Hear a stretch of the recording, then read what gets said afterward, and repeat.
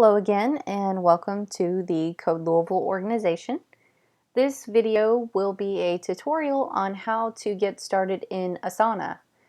So for the course of the next 12 weeks, you'll be using Asana to help you stay on track in the Code Louisville front-end or back-end or mobile web development series. So at this point, you would likely have gotten an invite to Asana through the Code Louisville organization, and you may have already logged in, but we'll go ahead and start at the login page. So I'm going to switch over to Google Chrome. This software, Asana, is cross-browser compatible, and we haven't seen any issues with it. I would check asana.com for the browser compatibility if you are concerned about any issues there. I will say that if you're running any additional scripts over your browser, or if you have any JavaScript disabled, it will interfere with Asana. So keep that in mind if you happen to log in and things are not working according to plan. But for now, we're at the login page. You can save this page to your favorites by actually just grabbing the first part of this in the browser. app.asana.com will take you to the login screen. I happen to have my account linked with Google, but if you don't, you can still just use your email address and password below. So I'm going to go ahead and log in with my Google account. Once again, choosing the Jane Doe account. So we'll go ahead and we'll be taken to the Asana home screen. For many of you, when you log in, it'll look like this, and there's certainly a lot thrown at you right away. So let's go ahead and simplify things moving forward. So quick introduction to the sections of the screen.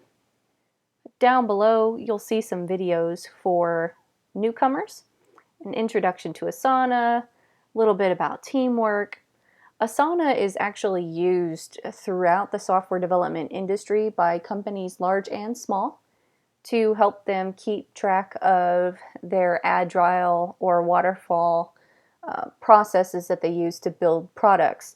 We have adapted that in Code Louisville to help give you a structure for the next 12 weeks so you can be on track and investing the time you need to be successful here. So I'm actually going to go ahead and close this video section at the bottom. If you needed to get to that again, you can go to asana.com and you can see many of these videos, and I will go ahead and say that there are several useful resources on YouTube as well. But I don't like it, so I'm going to close it. So this is the screen as it shows up for me. And for some of you, you don't even have this section in the right-hand side. So for those of you that don't have that, I'm going to go ahead and close it right away. So when I log in, I get this very long list of tasks, and it's not in the most logical order for me. Again, I'm logged in as Jane Doe, and I have these tasks in different sections, but it's not particularly useful because the dates are all kind of out of order and wonky here. So let's go ahead and fix that first. And the way you can do that is actually by organizing this view here. So it says view 1, 2, 3, tasks to do. That will give you an ordered list of the tasks you have. But I want to go ahead and organize these by due date. So you hit the drop down, choose tasks by due date, and that is one way to look at this. So you can see I have this sequential view of tasks by due date, starting from nearest to the end of the 12-week session for Code Louisville. There are also a few other options. You can choose tasks to do, and that will take you back to where we were originally. You can choose tasks by project. So you can kind of get these filters in a way that works for you. Personally, I would say filter this by tasks by project, because you can see from the top, this is actually the start of your 12-week track in Asana. This is laid out by the Code Louisville leadership team. You can scroll down, you can see week 1, the time estimated to complete these tasks in week 1. And for each week, your tasks will include the Treehouse course for the week with its own time breakdown, as well as a project-related task for the time breakdown. As you already know, it is imperative that you'll be building a project, an individual project for the next 12 weeks, which is going to be a website of some design. So we've given you a combined time per week. We've given you due dates associated with those, and it goes all the way down to the end, to week 13 and beyond, where you'll go ahead and begin either considering the next step, which is continued education. Maybe you'll pursue another track with us, or maybe you're ready to present your project and you're ready to enter the job market. So there are some tasks on the outside of the 12 weeks. But I like this view a lot, so I don't have to do this in the future. I'm going to say, now that I have viewed tasks by project, I'm going to choose this again, and I'm going to click Save as Default View for Everyone. And don't worry, that's actually the default view for just you, because you're the only person assigned to this project.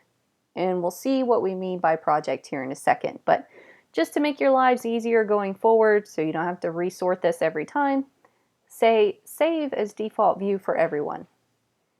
Asana will give you these very handy confirmations that it did what you asked in the bottom left. So I'm going to close that. So that looks a little bit better already.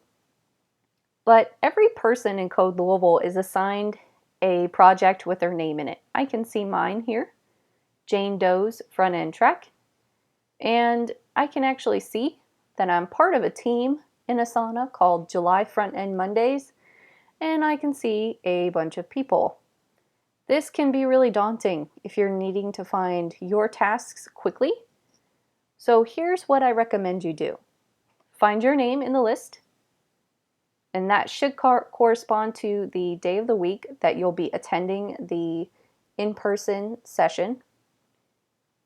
So you'll select your name, just click on it. You'll see that it actually already comes up in a very useful view. So I really like this layout. It gives me the weeks sequentially all the way through week 12. So I like this a lot. I'm going to go ahead and favorite this, and you can do that by clicking the star next to Jane Doe's front end track or your name's front end track. So we'll go ahead and click that. After you've started this, it will stay pinned to your dashboard forever, and it shows up here. So you actually no longer need to go searching through this list. It's already stored up here for you, which is super, super helpful. So we'll just click there, and I have all my tasks. I can see that there is a Jane Doe assigned to every one of these tasks. I can see that some of the tasks are required, whereas others are optional. And these lines don't necessarily need to be checked off. They can be, if you'd like. They're actually just a task that you can check, but we won't do that here. We'll just focus on these tasks down below. So let's go ahead and complete a task so you can see what happens when you do that.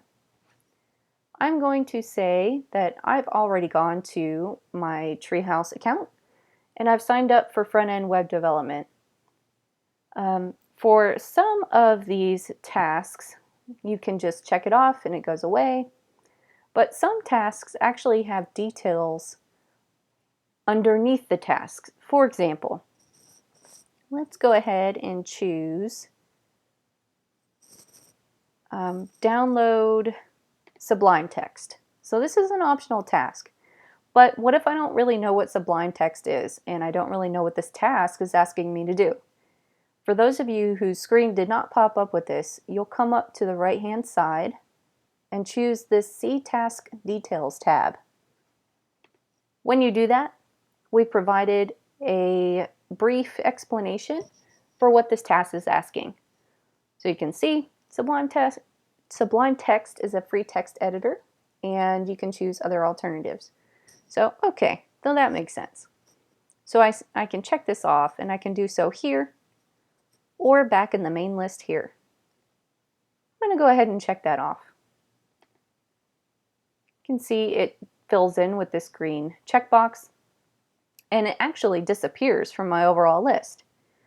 Well, you might get in a hurry and check off something accidentally. So how do you get back to that? One way you can do that is by selecting the drop down next to View again, and you can go to two options. You can choose Recently Completed Tasks and choose, for example, I know I checked that off today and I didn't mean to, so I'm going to go Today.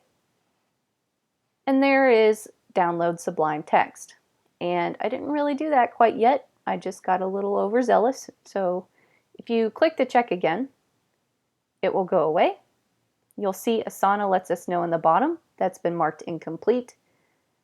And now if I just either switch my view here to Task to Do, or I can click on Jane Doe's front end track, and it actually won't default because I've changed the view. So good learning opportunity, Task to Do. And I'm back to where I was, and you can see that Download Sublime Text is here. One thing I want you to go ahead and do off the bat as well, so you don't have to do this anymore, is you'll actually, while you're in your front end track, you'll see this project overview to the right hand side. And there are some options there. You can update your overall 12 weeks. I am on track. And green, and set my status. So the Code Louisville leadership team can see this, and we can check in with you over the course of 12 weeks. If we see that you should be more complete than you are, we're going to reach out to you. And we're not necessarily picking on you, but we understand that life happens and you may be looking for some other options or a creative way to get caught back up. So this is how we can see where you're at with your 12 weeks. And this project is not your individual project. It's actually your Asana project. So this entire track, 12 weeks, is the project you see here. So that covers the Asana track, as well as how to change your status, how to check off a task, and how to see some of the expanded details on the right-hand side. One more thing we'll go ahead and mention is you'll see team conversations in Asana. We please ask that you do not have team conversations in Asana.